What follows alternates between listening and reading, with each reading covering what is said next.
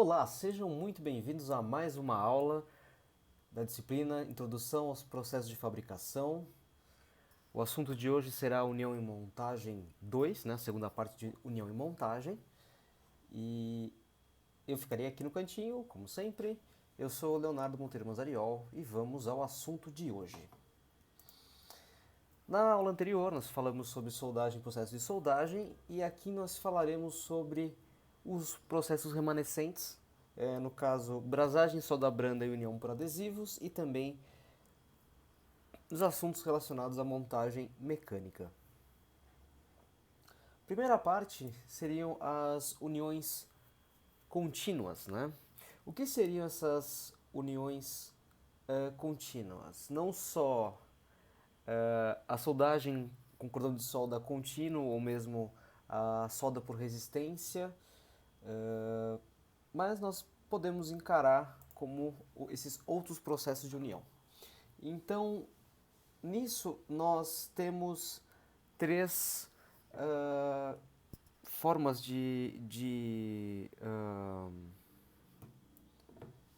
perdão. Tem, temos três processos aqui. O primeiro seria chamado de brazing, ou brasagem. Soldering, que seria a solda branda. E os adesivos, né? Ou união por adesivo seria adhesive bonding. Bonding é tudo relacionado a esse tipo de união, né? Então, se estiver colado, você fala que está bonded. Por isso que também temos o termo super bonder, né? O super colador, super cola. Ah, a, tanto a brasagem quanto a solda branda precisam de metais de adição para unir as peças metálicas. A parte importante, né, a grande diferença de um processo de soldagem convencional, chamado soldagem por fusão, é que você não tem derretimento dos metais base, tá? Então o que acontece? É só o metal de adição que vai ser fundido, os outros metais permanecem sólidos. Quando que você usa esses processos, né? Tanto de brasagem como é, é, de solda branda, ao invés de usar a soldagem por fusão tradicional? Primeira coisa é quando você não consegue de fato soldar os metais, ou seja, eles são muito ruins. Eles derretem muito fácil, então você precisa de uma temperatura muito alta e você não consegue a força de conexão entre eles. Quando você tem metais diferentes, então você não vai conseguir o mesmo ponto de fusão, então você não consegue estabelecer um parâmetro de processo adequado. Em alguns casos também o calor intenso pode danificar os componentes. Uh, Às vezes a geometria que você tem de junta você não consegue acessar para realizar uma uh, solda por fusão, né? Então digamos que a junta soldada fica escondida, então você não consegue fundir ambos os metais ou os vários metais para formar a, a junta soldada. E a outra, o outro valor, assim, né, o outro parâmetro importante é que em alguns casos a alta resistência não é necessária. Então você não precisa realmente fundir os materiais para ter a melhor união em termos de resistência possível. Você pode simplesmente vedar e ter uma resistência um tanto inferior. Só um comentário aqui, que eu vou falar mais pra frente também, mas vale a pena comentar. A solda branda, né, ela é aquela solda que a gente faz em componente metálico. Desculpa, os componentes eletrônicos nas pernas, né, para você unir as trilhas. Então esse é o tipo chamado de solda branda. E um caso que isso pode citar também de brasagem é que existe essa soldabilidade ruim é o caso da solda realizada com ferro fundido. Então você tem várias preocupações em termos de aquecer o material, usar o eletrodo correto, tem vários processos e ainda assim não é garantia que fique bom. E nesse caso, a abrasagem pode ser melhor, embora não tenha a mesma resistência. A união por adesivos, ela começa a ter uma importância muito maior hoje, que o método de união é totalmente baseado num composto químico que vai unir as duas superfícies. E nesse caso, né, ele não é, o material de adição não é metálico, então, em muitos casos, polímeros, né? Ou seja, os polímeros são muito úteis nesse sentido. E tem uma grande vantagem nesse processo, que ele pode ser realizado a temperatura ambiente ou temperaturas pouco acima da temperatura ambiente. Então, é praticamente uma solda fria, né? Tá? Bom, então vamos aos processos. Primeiro, brasagem. Então, provavelmente o mais clássico de brasagem é a solda de canos de cobre, né? O pessoal chama de solda, mas na verdade é uma brasagem, porque você não tem fusão do cobre, você tem fusão somente do metal de adição. Então, o que seria a brasagem? No inglês, brazing. Você vai realizar uma junção colocando um metal de adição ou metal de brasagem. Ele vai ser derretido e ele vai caminhar para o ponto de interesse devido à ação capilar, ou seja, você tem uma tendência do metal de adição a ir para o lugar correto. Então você não precisa de fato depositar um metal ali, basta você depositar o metal nas cercanias, ele caminha para onde ele precisa ir.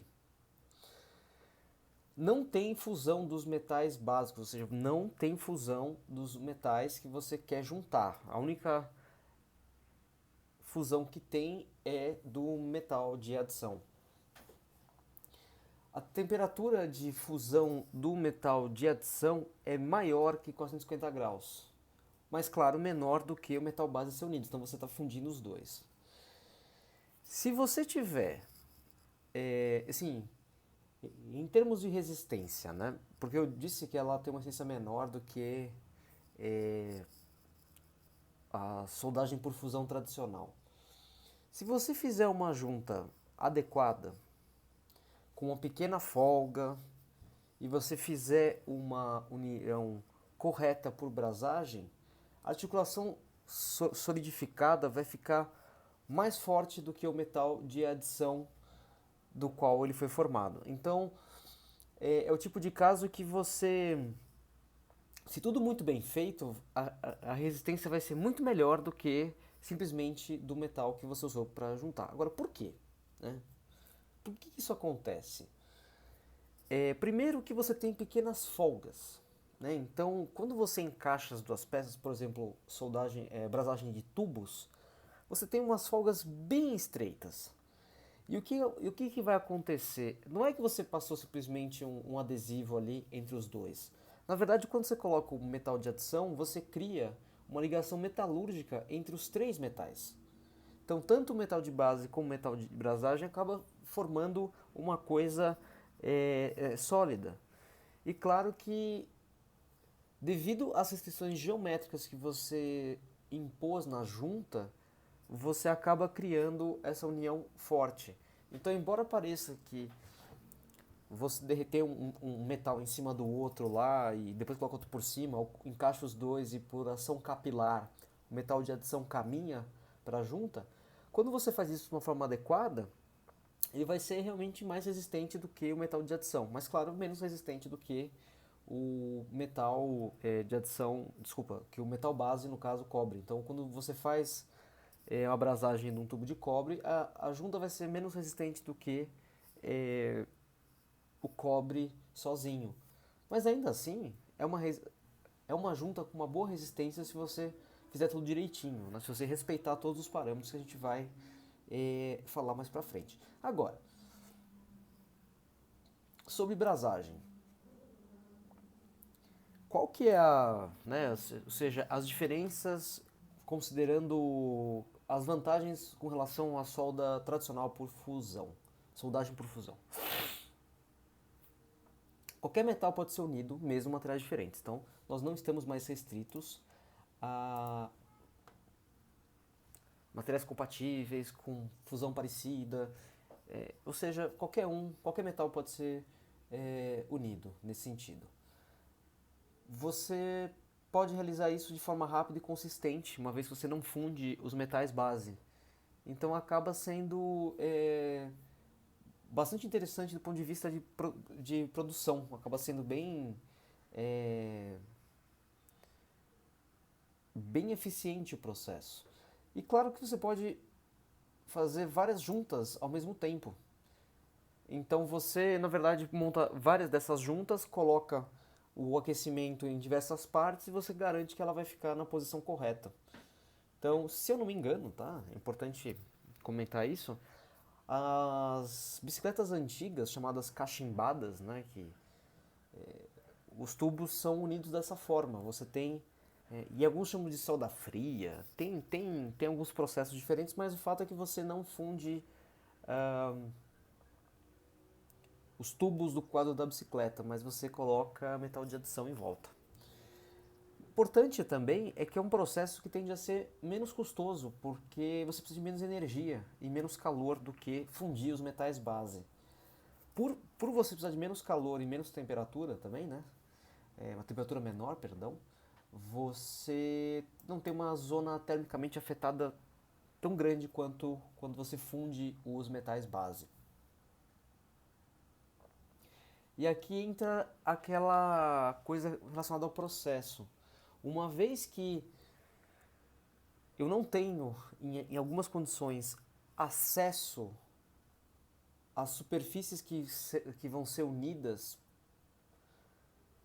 pelos processos tradicionais, né? Ou seja, para fundir de fato a superfície e colocar metal de adição, eu consigo utilizar a brasagem, porque o metal de adição tem esse efeito de capilaridade, por causa do fluxo, e ele caminha para toda a toda a folga, pequena folga que houver entre as duas superfícies acaba sendo preenchido com metal de adição. Então, eu não preciso de fato me preocupar com acessibilidade nesse caso, porque ele vai caminhar de fato para onde importa. Claro que nós temos desvantagens. A primeira é que eu havia comentado, a resistência da junta abrasada é menor. É provável, né, que a resistência também, né, ou seja, não só ela vai ser menor do que uma soldagem a fusão, mas ela vai ser menor do que a dos metais base. Entretanto, não só você tem esse problema, mas como as altas temperaturas de serviço também podem alterar a propriedade da junta. E também você tem a cor do metal que você faz a abrasagem pode não ser a mesma do metal de base. Então pode ter uma diferença de coloração. No caso do cobre, você tem a cor fica mais ou menos parecida com cor de metal, como se fosse alumínio, como se fosse estanho, e de fato isso não é tão agradável para alguns casos. Mas claro que você pode pensar em trabalhar com essas diferentes cores se você tiver algum aspecto artístico, mas em alguns casos isso pode ser considerado simplesmente uma desvantagem estética. Tá? Bom, quais seriam as aplicações? Automotivo, né, radiador, ar-condicionado, enfim, serpentinas e muitas outras junções nesse sentido. Equipamento elétrico, você também usa abrasagem, ferramentas de corte que vocês viram em usinagem que tem várias ferramentas de corte, por exemplo, as fresas, né, com os insertos de carbeto, alguns não são removíveis por parafuso, então na verdade você usa abrasagem exatamente para você unir o carbeto de carbeto cimentado, carbeto de tungstênio na, no corpo da ferramenta. Se você aquecer muito, você altera a propriedade do carbeto. Então, você precisa garantir que as temperaturas fiquem baixas, então a abrasagem acaba sendo bastante interessante nesse sentido. Joias. Então, brasagem, você tem vários... É como se você estivesse realmente juntando as peças metálicas, mas você não está fundindo todas elas. Ah, indústrias de processos químicos, que vocês vão ter também tubulações e várias outras caldeiras, etc., com outras propriedades que não a junta soldada tradicional. A parte de construção civil também, principalmente HVAC, né, o Heating, Ventilation and Air Conditioning, ou seja, aquecimento, ventilação e ar-condicionado, os tubos, né, todos os tubos podem ser considerados, os tubos de cobre vão ser feitos assim. E também você tem obras de reparo e manutenção de setores industriais, então você tem mais um método de você garantir a estanqueidade de algumas uniões sem precisar efetivamente fundir os dois metais base. Agora, com relação às juntas brasadas, né? A tendência é você precisar de uma área grande de junção. Então, o que se faz? Primeiro, você tem as juntas tradicionais de topo e sobrepostas. Então, as de topo estão aqui à esquerda e as sobrepostas estão à direita. Eu já vou comentá-las daqui a pouco. O que acontece? Em geral, você modifica a geometria para que você crie mais área. E por esse sentido, tende a ser melhor você sobrepor, porque quanto mais área você tiver entre as duas peças, mais forte vai ser essa ligação. Assim, a grande diferença, né, da questão do processo de soldagem tradicional, soldagem por fusão, é que nesse momento, quando você faz a junta abrasada, você tem acesso a toda a superfície que está em contato. Então, se no caso da junta de soldagem por fusão eu só consigo acessar o que está por fora, nesse caso eu consigo preencher toda a folga que tem entre as duas superfícies. Então, por exemplo, que comentando que ao invés de... exato, que a junta abrasada de fato ela tem toda a área da interface. Então, se fosse uma junta de topo convencional, nós teríamos uma solda provavelmente em V aqui, né, um chanfro, por cima ou por baixo, ou só por cima. O fato é que nós teríamos essa área equivalente à espessura da placa e a largura da placa.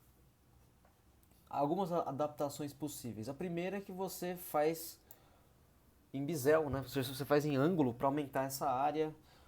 Você pode fazer uma junta escalonada, então você tem mais área porque você faz escada. Ou então você simplesmente aumenta a seção transversal, aumentando a espessura para ter mais contato. Agora, nesse caso, acaba sendo mais interessante sobrepor mesmo. Então, se numa junta convencional, por solda por fusão, nós faríamos um cordão de solda aqui, outro aqui, e nós não teríamos absolutamente nada aqui no meio, no caso da brasagem, o metal de adição acaba preenchendo esse espaço. Então acaba sendo interessante você criar essa sobreposição das chapas. E claro que isso também serve para tubos, né? Então as peças cilíndricas, elas de fato vão ter um alojamento que vão facilitar que o metal de adição corra para a superfície, ou seja, que preencha a folga entre as duas superfícies dos metais base, mas também nós podemos criar alguns reforços, né? Então, ao invés de eu simplesmente colocar uma solda de topo, né? Ou seja, uma junta de topo para brasagem, eu crio, na verdade, uma junção de sobreposição com uma peça uma junta de topo. Então eu tenho a minha junta de topo aqui, mas eu também tenho toda essa área aqui para transferir o carregamento de um lado para o outro e vice-versa.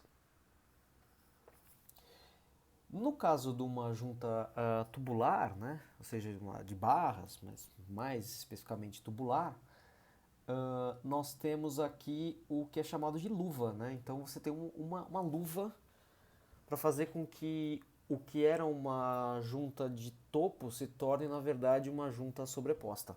Então, são técnicas de aumentar essa área. E essas técnicas são usadas também quando a gente vai para adesivos, para juntas por adesivos, mas falaremos, claro, um pouco mais para frente. A solda branda, aqui tem o maior exemplo dela, que seria os circuitos elétricos, né, e eletrônicos. Então essa junção de estanho é o caso mais clássico de solda branda. Em inglês é chamado de soldering. Então isso é uma forma, assim, eu sempre tenho colocado os termos em inglês para quando vocês forem procurar as informações vocês não ficarem confundidos. Então, porque a gente chama solda welding, né, soldagem, mas eles utilizam termos diferentes para cada tipo. Então eles falam solda por arco voltaico, é só weld. E em português a gente usa para solda convencional também o termo solda.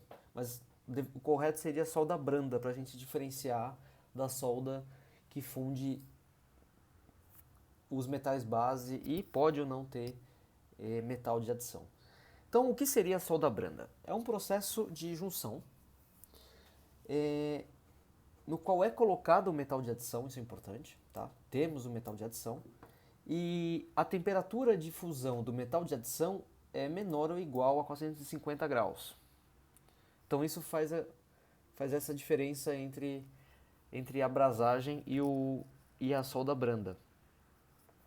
E ele também vai ser, o metal de adição vai ser fundido e também vai por ação capilar entre as superfícies de atritos das peças metálicas. Então é a mesma ideia, mas a temperatura é mais baixa ainda do que a abrasagem. Então, de novo, não tem fusão dos materiais base e o material de adição metálico é como se molhasse os metais base formando uma ligação metalúrgica. E nesse caso, o metal de adição é chamado de solda. Isso está intimamente relacionado à junção, a junções elétricas. Então, primeira coisa, exemplo da esquerda aqui. Primeiro exemplo. Você tem uma placa de circuitos, né? uma placa de circuitos, uma PC, né? Um Printed Circuit Board, placa de circuito impresso.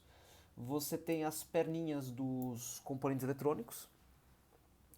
E aí você pode tanto ter as pernas, elas passam pelo furo e são soldadas somente numa das faces, ou então você pode simplesmente colocar a solda e fazê-la preencher todo o furo que tem na placa de circuitos. Então, essas seriam algumas das ideias. É claro que aqui você tem um contato nessa face e em alguns casos você tem um contato em todo o furo. Então, você precisa de uma área maior, enfim, mas essas seriam duas formas de fazer. É claro que você tem algumas junções que de fato não tem essa... Eles não estão por baixo, na verdade estão só por cima, né? Então é como se eu tivesse uma superfície de contato do qual é posicionado e soldado aqui. Então, vantagens com relação à soldagem tradicional, né, por fusão ou abrasagem. Você precisa de menos energia ainda, porque você não precisa fundir metais acima da temperatura 450 graus. Pelo fato de não ser tão quente, né, precisar de tanta energia assim, você tem vários métodos para aquecer o metal de adição. E outra vantagem é que você está buscando uma condutividade elétrica e térmica do conjunto. Então acaba sendo acaba aumentando o que seria a área de superfície de contato, né, entre, por exemplo, um fio e um outro fio. Quando você coloca uma junta com solda branda, né, ou seja, quando você aplica essa solda, você acaba tendo, nesse caso, uma área muito maior de contato para você transferir para passagem de corrente elétrica.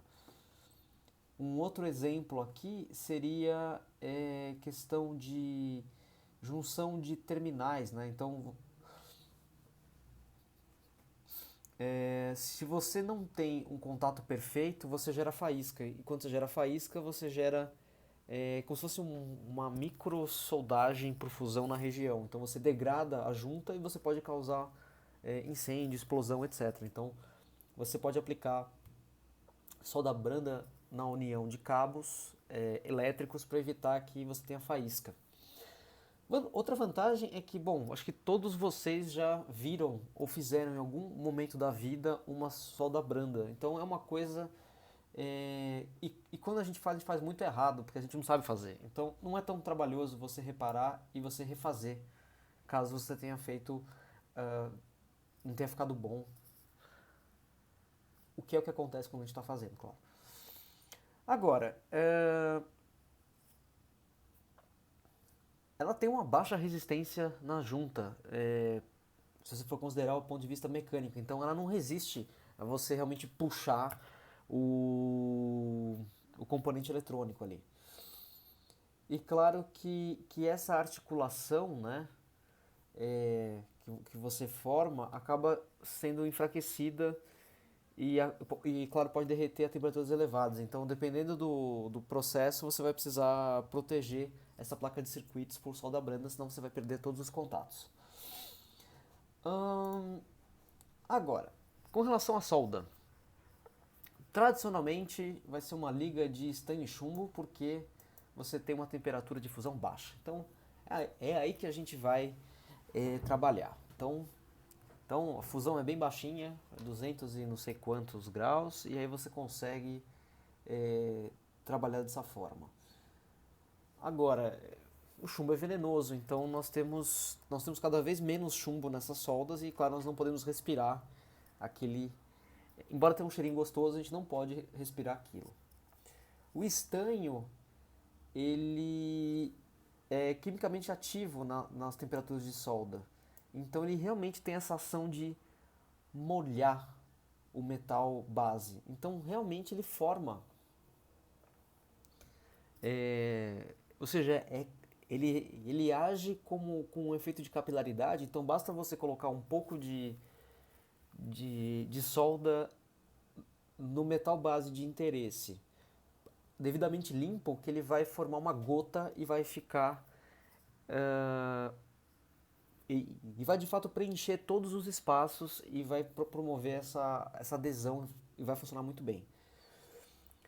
Tem também algumas soldas brandas, eu estou dando mais exemplo de solda branda de circuitos eletrônicos com estanho e chumbo, mas você também tem solda branda de cobre, né, ou seja, de cobre estanho, que também acabam formando compostos intermetálicos. Então, quando você juntar fios de cobre, você pode usar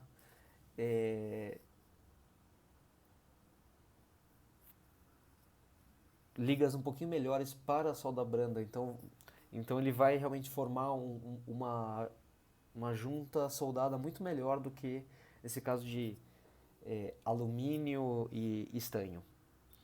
Você também pode usar prata e antimônio para essas ligas de solda. Provavelmente isso vai melhorar a condutividade térmica, também, a condutividade térmica, a elétrica também vai melhorar. E o antimônio tem a propriedade de não contrair, né? Na verdade ele expande quando resfria. Então provavelmente em algumas soldas isso vai reduzir o efeito de contração térmica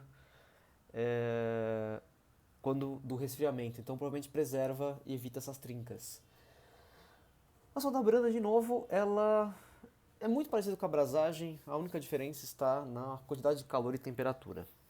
Então, claro, nós temos métodos o bom e velho ferro de solda, né, que acho que todo mundo já usou, já viu, já queimou o dedo em algum momento. Temos o caso por sonda, desculpa, por onda, que você na verdade coloca os componentes eletrônicos na posição. Eles na verdade têm uma perna para garantir que eles fiquem a uma altura adequada da placa. Então, olhando para a perninha, né, não é como o resistor que ele passa direto. Na verdade, você tem a perninha sendo uma coisa mais ou menos assim, e você tem como se fosse vamos fazer aqui o meu, então digamos, opa, mas a ideia seria mais ou menos essa aqui. Você tem, na verdade, uma largura maior em determinado ponto para garantir que o circuito não, que você mantenha essa distância aqui da placa de circuitos, tá? Então, estou brincando aqui de Paint, mas então aqui seria o nosso componente eletrônico. Bom, esse aqui é o pior componente eletrônico na história dos componentes eletrônicos, mas tudo bem. Acho que vocês entenderam a ideia. Por que isso? Porque você mantém essa distância aqui. Você não precisa ficar segurando o componente. Você pode fazer uma onda, né, que eles chamam de solda fundida, e pelo efeito de capilaridade, uma vez que você molhar as perninhas expostas, você acaba fazendo a solda branda desses componentes. Agora, quando você tem placa de circuitos integrados, né, ou seja, não é exatamente assim, você tem refusão. Então você coloca, na verdade, você prepara, acho que é chamado especialmente para os componentes SMD. Não me lembro o que significa a sigla, mas eles são componentes que têm, claro, tem a mesma função, mas eles têm um encapsulamento um pouco diferente, e em geral eles não vão para o outro lado da peça, então eles são menores. E aí o que você faz? Você na verdade posiciona o circuito e você aquece somente alguns pedaços. Isso faz com que o metal de adição venha a fundir. Não só ele vai fixar o componente na posição, mas vai permitir a condutividade elétrica entre a placa de circuitos e esse circuito SMD. Então, são as formas de você usar, né, solda branda. Agora vamos para a união por adesivos. Se eu dei a grande ênfase que vocês já queimaram o dedo, já fizeram uma solda tradicional, uma solda branda tradicional com fio e estanho, né, com chumbo estanho, aqui vocês já utilizaram esse método em muitas formas, que seria união por adesivo, ou em inglês, adhesive bonding. Então, bonding, união, adesivo, adesivo mesmo. Agora aqui, só um parênteses, esse adesivo não é necessariamente um adesivo que você cola no vidro, né? Ou seja, aquele adesivo que de propaganda de alguma marca específica. Esse adesivo é qualquer líquido, tá? Que faz líquido, ou até pode ser um sólido também, uma coisa meio gosmenta, mas o fato é qualquer coisa que faça a adesão de duas peças. Então vamos lá. Primeira coisa, união para adesivo vai ser um processo de união, que você vai usar o material de adição também para manter duas ou mais peças unidas. Então, é uma forma de união. Você usa em muitas aplicações, claro, mas a gente pode citar algumas, tanto para união e vedação de materiais tanto semelhantes como diferentes. Então você pode realmente fazer união de adesivos de metais, plásticos, cerâmica, madeira, papel, papelão, enfim. É uma área que realmente está crescendo muito por causa do desenvolvimento de novos adesivos. Então, cada vez melhores. Em geral, esse adesivo ele é não metálico e geralmente um polímero. E aqui nós temos um aspecto diferente, né? Ou seja, da nomenclatura. Então, se antes nós chamávamos de metal base o que a gente está querendo colar ou querendo unir, aqui nós chamamos de substratos. Então nós temos adesivos e os substratos. O que não é substrato é adesivo e vice-versa. Agora, nós temos algumas uniões do ponto de vista apenas estético. Então você simplesmente está unindo essas superfícies e elas mantêm uma certa resistência. Agora, existe uma classe de adesivos chamados adesivos estruturais que são adesivos que permitem formar juntas muito fortes. Então eles realmente se assemelham à resistência dos substratos e são bastante rígidos, então você não permite movimento entre as peças. E claro que nós temos a mesma questão das juntas, tanto de brasagem quanto de solda branda. Quanto melhor for a sua área, melhor vai ser a adesão e mais rígida e resistente vai ser a sua junta. Eu vou comentar mais sobre esses testes aqui para dizer mais ou menos quais são os interesses, né? Então aqui eu falei que vocês já fizeram isso em algum momento, que vocês já colaram madeira, vocês já colaram papel, vocês já viram uma cola de papelão. Então, quando você vai tentar abrir desmontar uma caixa de papelão, é muito provável que você arranque um pedaço de papelão junto, porque o adesivo pode ser mais forte, mais resistente do que o substrato. Então isso vai fazer com que você rasgue o substrato. Isso significa que você fez uma boa adesão. Tá. Características dessas juntas. Então, primeira coisa, você precisa de uma ligação química do adesivo e do substrato. Isso que vai fazer o material, a junta, a união, ficar realmente resistente. Então, você tem interações físicas, claro, entre esses dois substratos, e você cria forças de ligação secundárias entre os átomos. E claro que a gente tem que enxergar uma outra forma, que nós não coloquemos toda a carga na ligação química do adesivo. E sim, a gente pode pensar no travamento mecânico. Então você deixa uma certa rugosidade no substrato, isso faz com que o adesivo endurecido ou seja, entre nessa superfície e se aloje. Então ele vai ter uma adesão muito maior do que se as superfícies fossem totalmente lisas. Então, ou seja, você deixa uma rugosidade para que o adesivo penetre e forme e ocupe mais área, né? Ou seja, você aumenta a superfície de contato microscopicamente. Então, só que claro, a gente tem que lembrar que não é resistente como as soldadas, brasadas ou solda branda. Ela tem uma resistência menor mesmo. Dessa forma, o que nós temos que fazer é aumentar a área de contato. As juntas adesivas, por definição, elas são mais resistentes em cisalhamento e tensão. E você não tem uma boa resistência em clivagem e descascamento. É claro que se você comprimir, você não precisaria se preocupar com a resistência da união. Afinal, você está comprimindo, tem uma resistência e tal, mas não é a parte crítica.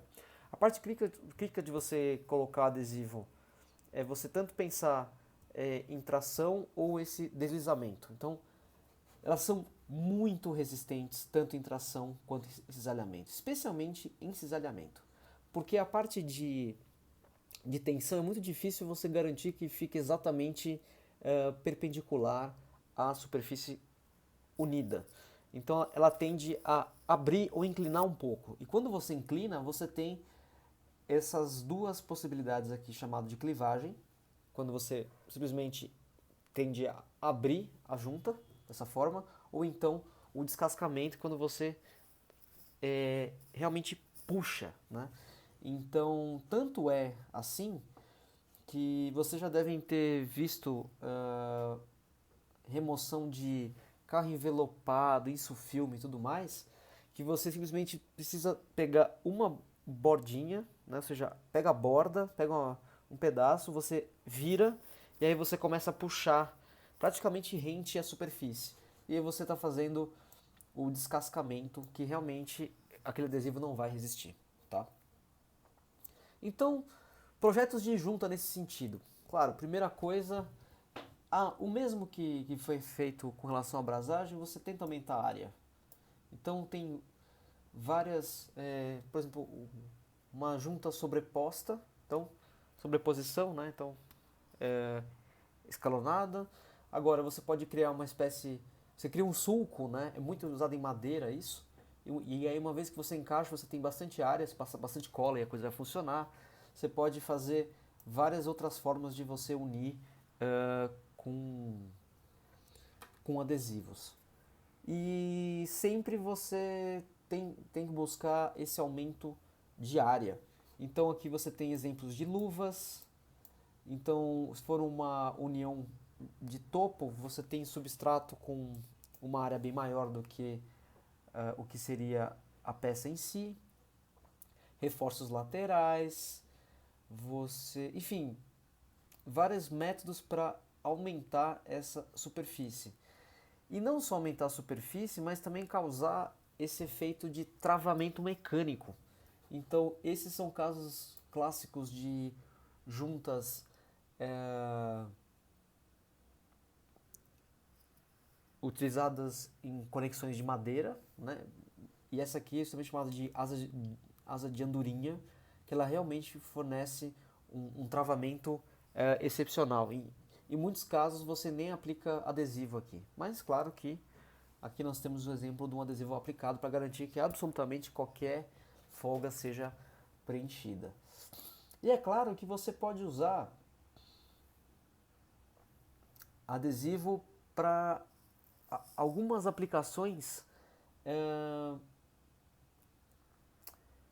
que servem como suporte para defeitos ou defeitos não, desvantagem de outros métodos de união. Então, por exemplo, digamos que você faça um tanque de combustível e você utilizou solda ponto. Então nós temos aqui no A a Spot Weld Nuggets, que seria a pepita da solda ponto, mas ela não vai proporcionar estanqueidade, porque é uma solda a ponto, então vão ficar espaços vazios. Agora, isso também pode acontecer com rebite. Então você aplicou, você tem um rebite aqui colocado, os dois métodos promovem a resistência mecânica desejada para o tanque, mas não garante a estanqueidade. Então o que você pode fazer? Você aplica um adesivo, que vai fazer o fechamento. Então você vai, por capilaridade, ele vai preencher não só o caso das soldas ponto, ou mesmo de rebites ou de juntas dobradas, mas você garante que ocorra a estanqueidade porque você aplicou um adesivo que vai também ter efeito de capilaridade e vai entrar preenchendo o vazio na junta. Mas note que todas essas abordagens aqui, especialmente essas aqui de baixo, mostram que você já tem um travamento mecânico, você já tem a resistência adequada, você só está garantindo que ela fique estanque. Tipos de adesivo que nós temos aqui, né?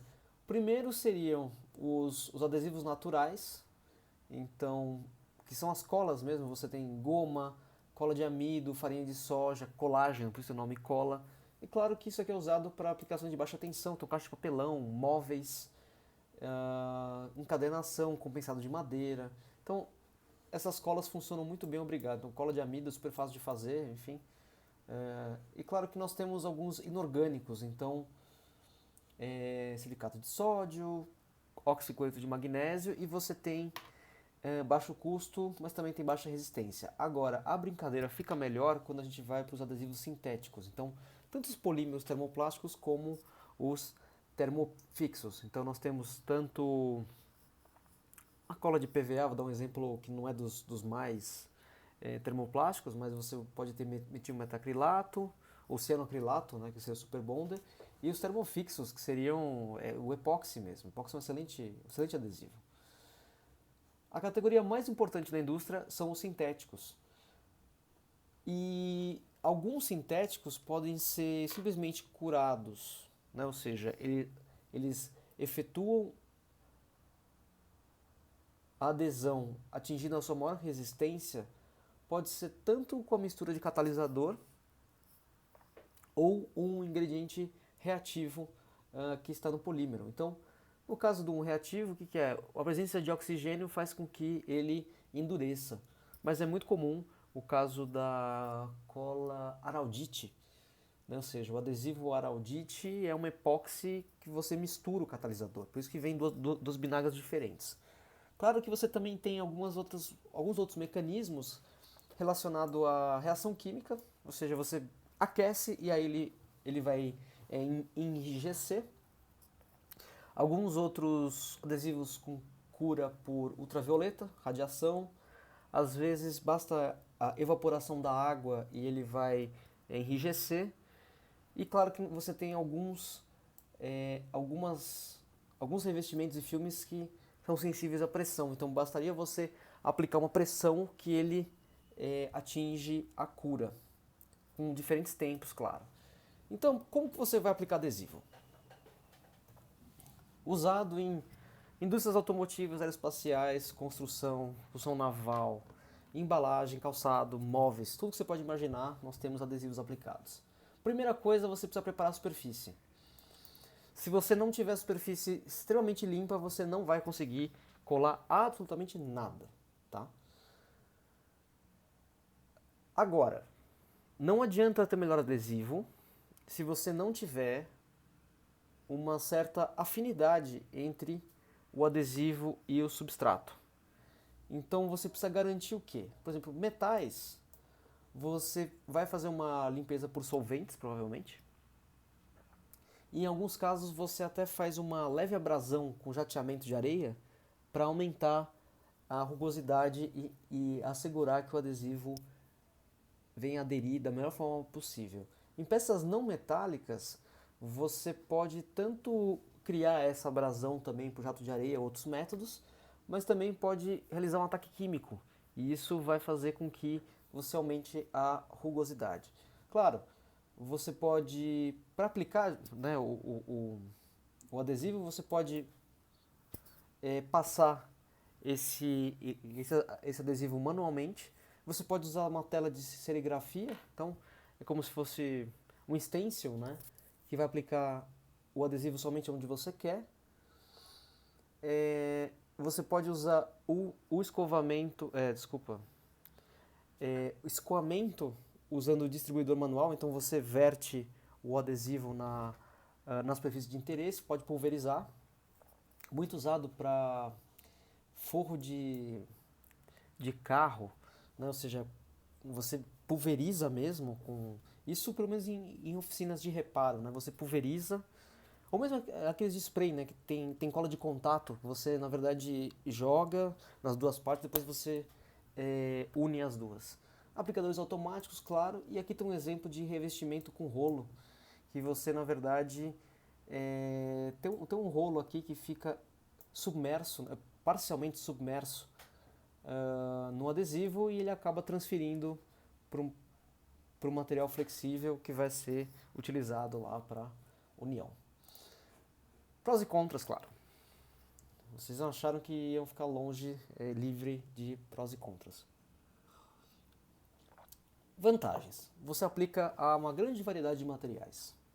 Ligação ocorre toda a área da superfície que você está juntando. Por ser, em muitos casos, cura baixa temperatura, você não tem danos nas peças que estão unidas. Então, tanto veda, né, cria essa vedação, como ela faz essa união. Em muitos casos, o projeto do conjunto é bem simplificado. Então, duas superfícies planas você consegue unir e você não precisa de nada, nenhum processo complicado como realizar furos. Então, basta deixar as superfícies planas e você consegue unir. Claro, desvantagens. Não são tão resistentes quanto outros métodos de união. você precisa de uma compatibilidade entre os materiais, o que nem sempre é simples, porque existem, por exemplo, peças plásticas que elas não conseguem ser unidas com o super bonder, por exemplo, e outras que conseguem. Então, você precisa estudar a compatibilidade das peças, tá? Dando exemplo de peças plásticas. Você tem que considerar a temperatura de serviço, senão você perde o efeito do seu adesivo. Você precisa fazer uma limpeza muito criteriosa, e a preparação da superfície é muito importante para garantir a adesão das duas superfícies. O tempo de cura pode limitar um pouquinho a taxa de produção, então tem curas longas, curas breves, enfim, tem curas de 24 horas, 72 horas, então você pode precisar da resistência da junta enquanto seguir para outro processo, então você vai ter que interromper o processo de fabricação e esperar 24 horas para continuar. E você não vai conseguir inspecionar a junta, né? Porque uma vez que você aplicou esse adesivo, você não tem a inspeção visual, você teria que usar um outro método para inspecionar a junta. Agora vamos à montagem mecânica. Então, tem um exemplo clássico aqui, um parafuso com uma arruela, ou melhor, né, tá mais para um prisioneiro, né, ele está chumbado lá embaixo, mas temos aqui nosso elemento roscado, uma bela de uma porca e uma arruela aqui. Montagem mecânica envolve elementos de fixação roscados, parafuso, etc., rebites, alguns métodos de montagem baseado em ajuste de interferência, então pela própria geometria você promove uma interferência entre as peças e elas ficam acopladas, e outros métodos de fixação mecânica, como você pode ter moldagem de insertos e elementos de fixação integrados, e claro que você tem, por exemplo, alguns clipes aqui, alguns rebites plásticos, mas tem várias formas de você realizar isso. E claro, vamos falar um pouquinho sobre projeto para montagem, que isso também é importante. Então o que seria a montagem mecânica? O uso de métodos de fixação para acoplar, unir mecanicamente duas ou mais peças. Então não é mais químico, não é mais mudança física, não usa forças secundárias químicas, aqui é mecânica mesmo. Então, na maioria dos casos, os componentes mecânicos são chamados de elementos de fixação. Eles são utilizados para unir, para essa operação de montagem, tá? Para acoplar as peças. Em alguns casos, a fixação acaba envolvendo não só a modelagem, como a mudança de um componente, e você não vai precisar de nenhum outro fixador separado. Então, você pode de fato usar parafusos, ou então você modifica o projeto para que você não precise de nada externo, tá? Isso também é importante. Então vamos para montagem mecânica e pensar em alguns produtos, né? Bom, automóveis, eletrodomésticos, grandes, pequenos, muitas coisas têm parafuso, né? Ou seja, tem esses elementos de fixação. Não só parafuso, mas também outros elementos. E você tem também não só os produtos de consumo nosso, mas também os bens de capital. Então, aviões, as próprias máquinas, as locomotivas, os caminhões também utilizam desses elementos de fixação. Então, os métodos mecânicos de fixação são bem democráticos nesse sentido, são aplicados para absolutamente todas as aplicações. Agora nós podemos dividir em duas partes os métodos mecânicos de fixação. O primeiro seria que que permite desmontar. Então, os parafusos, elementos roscados, se tem uma rosca lá, é porque provavelmente foi considerado que você possa desmontar. Por alguma razão de projeto, permite que se desmonte. Em alguns casos, não. Então, os rebites são um bom exemplo. Eles não são para serem desmontados. Uma vez na posição, eles vão ficar ali mesmo. Por que a gente vai usar método de montagem mecânica? Primeiro, é que é bem fácil você realizar essa montagem. Então, por quê? Qualquer pessoa é capaz de realizar essa montagem, não precisa ter curso técnico para você montar juntas parafusadas. Você precisa de poucas ferramentas especiais e o tempo é relativamente rápido. E claro que, considerando os métodos que permitem a desmontagem, né, é fácil você desmontar, basta soltar o parafuso, tá? E isso é importante porque em alguns casos você precisa realmente desmontar para fazer reparo ou manutenção.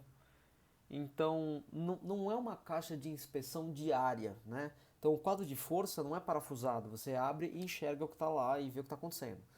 Mas em alguns casos você precisa, um quadro que não é de acesso frequente, mas ainda assim você precisa enxergar e ver o que está acontecendo no quadro. Então, os parafusos lá você remove e você consegue ver o que está acontecendo.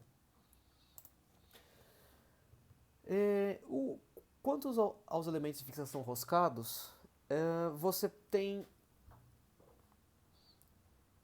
claro, o caso do parafuso você tem fios externos e em alguns casos você tem os fios internos. É com certeza a categoria mais importante de montagem mecânica. Todos os casos, quase todos eles, uma vez que você usou um fixador roscado, eles vão permitir que sejam desmontados.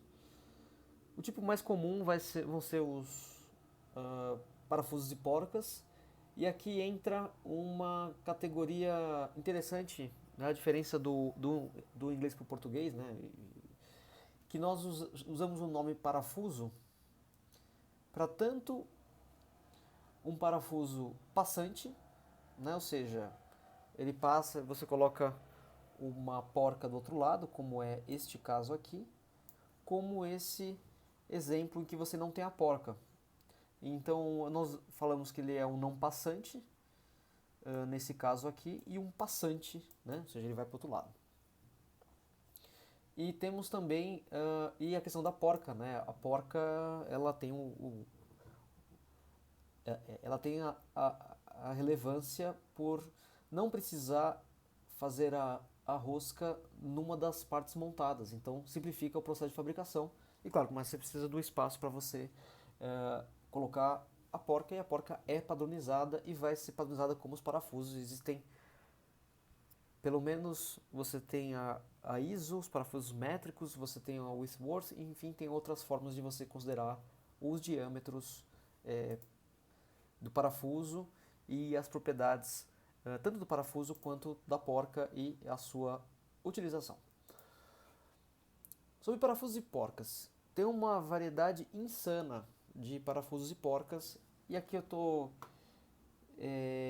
mostrando alguns tipos de cabeça que você tem, claro, mas todos os estilos e os tamanhos de cabeça, os tipos de cabeça, o tipo de filete, o passo da rosca, o diâmetro do parafuso tem a ver com a sua aplicação, tá? Então, um parafuso para fixar, um parafuso de aço para fixar aço vai ter um tipo de filete diferente de um parafuso que vai ser utilizado para madeira, por exemplo. Mas vamos para os tipos de parafuso. Considerando os não passantes. Então nós temos toda uma variedade de elementos de fixação. Então temos o que são chamados de parafusos de máquina, que é um tipo genérico, mas são utilizados para montagem em furos roscados. Então pode ter cabeça, pode não ter cabeça, né? Com cabeça, sem cabeça, enfim, algumas formas de fazer aqui. Isso aqui, especialmente esse tipo aqui, é utilizado para você travar, por exemplo, uma luva no eixo, enfim, um exemplo aqui. Uma flange no eixo, uma polia, então você tem esse tipo de parafuso, não passante. Agora, você tem com relação aos outros parafusos, você vai ter o autoatarrachante, Então, como o próprio nome já diz, ele mesmo faz a rosca que ele precisa. Então, você pode tanto usar em madeira ou mesmo em alumínio, é muito comum. Então, o próprio movimento do parafuso vai fazendo a rosca que ele precisa. Por isso que ele tem um diâmetro menor aqui na frente, né? Ou seja, na parte que ele entra para formar a rosca. E tem até esse corte aqui para garantir que você consiga cortar o material. Agora, o prisioneiro, então aqui o A, você forma a rosca, então você amassa o material para formar a rosca, e o B, você corta a rosca, tá? O prisioneiro, ele vai ser um elemento roscado com, que seriam duas porcas, um de cada lado. Então, você não tem uma cabeça, né? Ou seja, você tem duas porcas e o elemento de fixação vai ficar aprisionado entre essas porcas. E nós temos alguns. Aí você pode ter o tipo com cabeça, com uma cabeça diferente, mas o fato é que você tem. Você não aperta pela cabeça, tá? Você tem uma outra forma de fazer. E você tem os insertos roscados. Então, em algumas peças, aqui o maior exemplo disso, de aplicação, claro, tem aplicações mais nobres, mas aplicação de móveis de 15ª linha, especialmente de compensados, perdão, de aglomerados ou MDF de qualidade ruim, você coloca se você fizer a rosca direto no MDF, pode ser que ela não fique tão boa. Ou no aglomerado especificamente, isso é bem comum. Então o que você faz? Você coloca um inserto roscado para ter esse papel de rosca. Então uma vez que você insere, ele vai ter a propriedade de ficar preso na madeira ou no material que você está trabalhando, que tem pouca resistência, e aí você parafusa o parafuso nesse inserto. Então você vai ter um comportamento bem melhor do que se fosse parafusado direto. Tá? Agora, um outro elemento importante, acessório, mas é um elemento importante, seria as arruelas. Então, as arruelas têm uma função muito, muito importante em, primeiro, que ela distribui as tensões. Então, ela aumenta um pouquinho a área e distribui as tensões que você está aplicando nessa união. Em alguns casos que você estabelece um furo que tem uma folga muito grande, você consegue melhorar um pouco a área. Então, para evitar que você coloque o parafuso é, é, totalmente aberto, né? Ou seja, você deixa o furo aberto. Então, na verdade, você usa uma porca. Desculpa, você pode usar uma arruela para tapar, para melhorar um pouco essa distribuição. Então, tanto você também pode usar, você pode vedar a união, né? Como esse exemplo que eu dei, mas você também pode proteger a superfície da peça, porque você rosquear o parafuso ou a porca direto na superfície do material pode causar dano à superfície. Também acaba tendo um efeito mola, porque você coloca um material que permite alterar a rigidez da junção. E a outra coisa é que quando você tem alguns tipos de arruelas especiais, como as de pressão e tudo mais, você acaba fazendo com que ela resista ao desparafusamento que você não quer. Então ela tem esse efeito de melhorar a qualidade da junta parafusada. Agora alguns detalhes, né, que são importantes aqui é que você tem uma. Como você monta uma junta com elemento roscado? Você parafusa até o limite do parafuso. Então vai ter o torque lá, você coloca no limite e se o parafuso não falhar, ele não vai mais falhar axialmente. Então as tensões que agem são eu apertando o parafuso, né? Ou seja, eu vou ter uma força de tração no parafuso. Eu tenho, claro, cisalhamento nos filetes, né? Aqui é importante, né? Especificamente aqui, que eu estou considerando que eu estou fazendo um movimento de cisalhamento das peças unidas, né?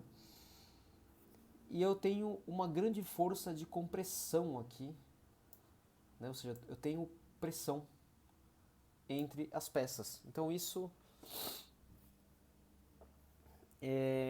quando você aplica a resistência de prova do parafuso, né, que seria a máxima tensão sem deformar nada no parafuso, eu estou promovendo uma compressão entre as peças e que elas vão se manter assim. Então o parafuso não é feito para você agir em tração. Teriam coisas melhores para funcionar assim. E sim para evitar esse movimento de cisalhamento aqui. Só que o ideal é que você não coloque o parafuso também com essa rosca desse jeito para agir em cisalhamento, senão você vai ter uma fratura exatamente no filete. Então o ideal é que você tenha um pescoço do parafuso sem rosca e a rosca somente aonde realmente interessa. Então ele vai funcionar como pino mantido nessa posição. Então esse é um exemplo de utilização de douramento roscado. Você precisa saber controlar o torque. Então, a pior coisa que pode ter é o torque que você aplica no parafuso é um dado importante do processo de fabricação. Então, se você for desmontar alguma coisa e for montar um componente crítico, como peças do motor de um carro, ou mesmo as rodas, uma roda de liga leve especial, esse tipo de coisa, não dá para confiar na intuição da pessoa que está apertando. Não, eu aperto isso aqui há 50 anos, então eu aperto e eu acho que está bom. Eu falei, não é assim. Embora seja adequado para muitas montagens, em alguns casos você tem que saber exatamente qual que é o valor. Então mesmo a pessoa mais experiente vai saber que precisa ser utilizado um torquímetro, que é esse aqui da imagem, que vai indicar o quanto de torque você aplica para determinado parafuso. E claro que temos as versões um pouco menos manuais, né? Que seria uma chave motorizada muito utilizada em linhas de montagem, que elas já, pelo parafuso que você está aplicando, ela sabe qual é o torque. Então você não precisa se preocupar em ler enquanto está apertando, basta você ir até o final e ele vai dar o torque correto. Agora, tem uma outra forma de você pensar que não só o torque que você está aplicando na porca ou na cabeça do parafuso, mas também o torque de aperto por volta. Então entra já mais uma curva de torque que você está aplicando. Isso acaba sendo mais complicado. Então você na verdade você faz o aperto da porca até determinado torque. Aí quando atinge esse torque, você dá, por exemplo, meia volta. Então essa é uma forma de você fazer também. Mas quanto mais instrumentos de medição você usar para definir isso, melhor vai ser a sua repetibilidade e garantia que essa união montagem mecânica está adequada. Temos os rebites, são pinos de cabeça sem rosca. E claro, eu acho que eles têm um aspecto visual bem interessante. Então ele pode ser sólido, pode ser tubular, semitubular, então isso facilitaria a dobra da cabeça dele, né, a cabeça oposta, os bifurcados. Esses aqui, em geral, dão um aspecto não muito bom, que a gente vê por aí de baixa qualidade. E você tem alguns de compressão, né, ou seja, você tem um positivo e negativo. Note que você precisa formar a cabeça do outro lado, né? Tem alguns tipos que na verdade não precisam, mas aí não é exatamente um rebite. É um misto de parafuso com rebite, porque você insere. Não, aliás, isso dá para ser considerado rebite, sim. Você na verdade coloca do outro lado e você puxa um pino. quando você puxa, você acaba deformando o outro lado. Mas quando você tem acesso à cabeça dos dois lados, acaba sendo melhor o, o acabamento. Agora, o importante é que o furo no qual você insere o rebite tem que ser bem próximo ao diâmetro, então não pode ter folga, tá? Porque quando você comprime, ele tende a se expandir e ele fica bem preso ali. E uma vez que você colocou um rebite, você tem que considerar que ele é uma junta permanente, então você não vai ficar removendo. Se bem que alguns rebites a gente acaba removendo e depois tem que pôr de volta, enfim. Mas em muitos casos ele não é pensado para ser removido. Ele é utilizado principalmente em juntas sobrepostas, então você precisa de uma sobreposição e depois você precisa rebitar. Ele tem altas taxas de produção, por isso que é muito usado em indústria aeronáutica e espacial. Ele é simples, confiável, baixo custo, tá?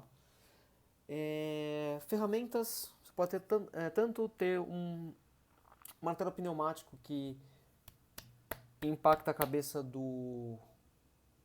a parte oposta do rebite e forma uma cabeça, ou mesmo você insere o rebite e você acaba puxando, então acaba criando uma pressão de aperto constante, forma a cabeça, tanto acesso dos dois lados como acesso de um lado só.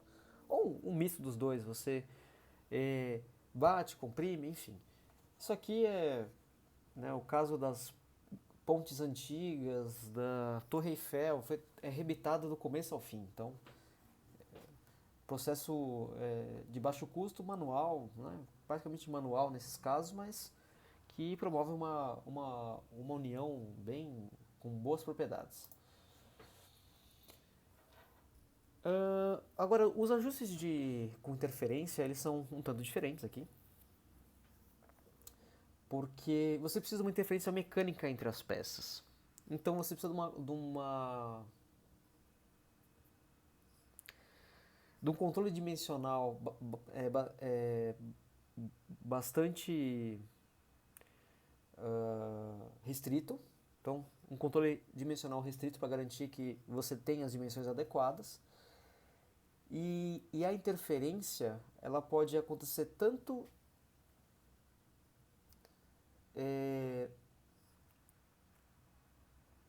não, isso eu falo depois. Quando você monta e ele promove essa interferência, é o que vai fazer a peça se manter unida, tá? Agora, quais são os métodos que você pode fazer? Você pode tanto fazer um ajuste prensado, então você realmente empurra e acaba formando, ou um ajuste de contração e expansão, então você trabalha com coeficientes térmicos, coeficientes de expansão térmica, trabalha com isso. Você tem também os encaixes rápidos, que são os snap fits, muito usados em plástico, e também tem os anéis de retenção. Então vamos lá. O ajuste prensado press fit é o caso mais clássico, né, o caso típico de um pino reto, né, cilíndrico reto, de um diâmetro, e você simplesmente vai pressionar contra um furo de diâmetro levemente menor, né, ou seja, um pouquinho menor. Você vai travar componente, em alguns casos auxílio na montagem, então você posiciona esse pino e depois você monta o resto. Ou serve também para você utilizar como ponto de articulação. Então, uma vez que você posiciona esse pino, ele serve como um pivô, uma articulação entre outros componentes. E também pino de cisalhamento. Então, uma vez que você deixa ele naquela posição, que ele vai proteger outras partes da peça. Então ele é um pino de segurança. Agora, os ajustes por contração e expansão, um exemplo seria um anel e um eixo. Eles não conseguem entrar, eles não conseguem fazer esse encaixe à temperatura ambiente. Por quê? A tolerância é muito, ou seja, a interferência ela é muito grande, e em alguns casos você vai acabar deformando quando você tenta inserir o anel. Então o que você faz? A peça, no caso de um ajuste por contração, a peça externa é aquecida, então ela fica um pouco maior e aí você insere a parte interna. Ou então você faz por expansão. Então, a parte interna é contraída por resfriamento e aí você insere a parte externa. Por que do nome? Foi bom, porque quando você aquecer uma peça, ela vai contrair, então ela forma interferência no eixo, por exemplo, ou ajuste de expansão, porque a peça interna é contraída e quando ela voltar à temperatura ambiente, ela vai se expandir. Então, é exatamente essa a ideia. Você usa para engrenagens, polias e mangas de eixos sólidos e ocos. Então, é típico encaixe relacionado com eixos. O encaixe rápido, o snap fit, é muito usado para peças plásticas, que são esses clipes, né? Então note que pela geometria, especialmente desse aqui, você vai aplicar uma força, em geral não é uma força tão grande, mas eles têm uma interferência temporária, que seria essa interferência aqui. A partir do momento que eles entram em contato, a própria geometria faz com que ele curve para dentro e aí acaba fazendo a montagem, que faz o clique. É um método ideal para robôs industriais, porque qualquer relacionado à automação e redução de tempo e simplificação de montagem, ou design for assembly, você não tem parafuso, basta você pressionar uma peça contra a outra e elas encaixam. E em alguns casos elas não são feitas para serem desmontadas. Algumas sim, a maioria não. Uma vez que você desmonta, você quebra o clipe. Tá? Não é muito legal, mas é assim que a vida é. Os anéis de retenção, eles têm o nome porque ele em geral é aberto, né? Tem alguns que não são, né? Mas ele vai servir como uma guia, né? Ou seja, como se fosse um batente para você posicionar ou restringir movimento de algumas peças. Então, você usa um sulco que tem no próprio eixo, você desloca esse anel de retenção para a parte de interesse.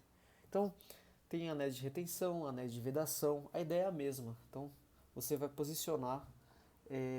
Só que, claro, o anel de vedação tem a função de vedar, o anel de retenção tem a ver com reter uma peça na posição, por isso é considerado uma forma de montagem mecânica. Chaves, né? Nós estamos falando aqui de formas de montagem mecânica, né? Então desde da parte de soldagem e todos esses métodos que vieram depois, até chegarmos à montagem mecânica, para você criar um bom projeto orientado à montagem, também chamado de Design for Assembly, então esse termo DFA aqui, inclusive ele não é em termo maiúsculo, tá? Ele é escrito assim, DFA, porque ele faz parte de uma classe de Design for Excellence, né? Ou seja, Design para excelência, né? O projeto para excelência. Então tem Design for Assembly, Design for Manufacture, né? Ou seja, projeto para montagem, projeto para manufatura, enfim, ou pode ser segurança, confiabilidade, enfim, tem várias possibilidades. Pensando num projeto orientado à montagem, é interessante que você tenha o menor número de peças possível. E as peças que você não conseguir montar, criar, projetar tudo numa só, ou seja, você não conseguiu juntar as peças, você precisa considerar que essas peças que você não conseguiu fazer tudo numa peça só, sejam fáceis de montar nessa peça principal, na base, vamos dizer assim. Então, menor número de peças e as peças que você não conseguiu fazer numa só, que você consiga montar fácil. O custo da montagem é o que torna, em muitos casos,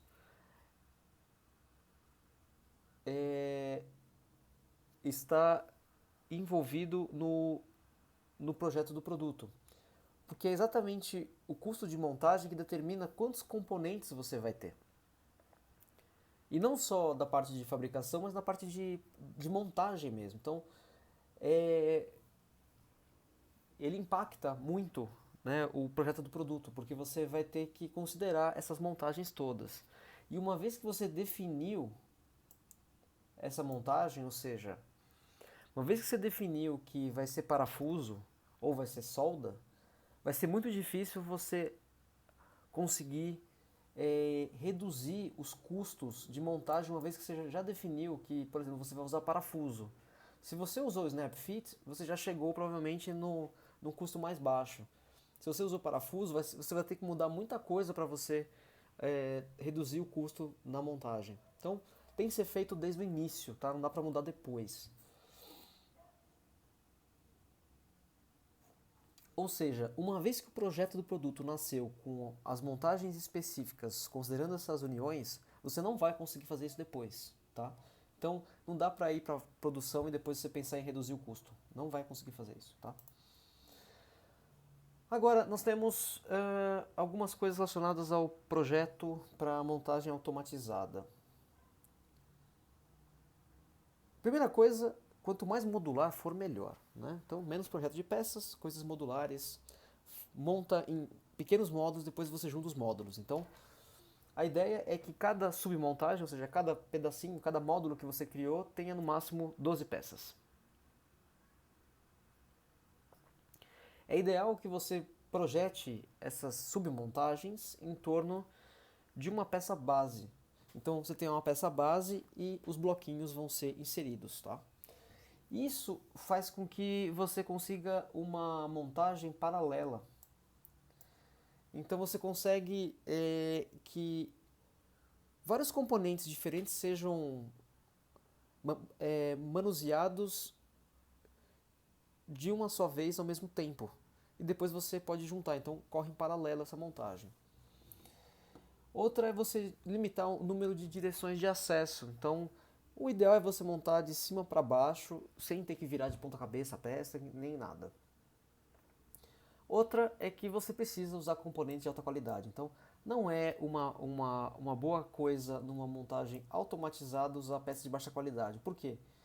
Um componente que deu problema ou esteja ligeiramente fora da especificação, um parafuso, por exemplo, ele vai bloquear o mecanismo, vai bloquear a montagem, vai estragar a peça e vai parar a sua linha de produção.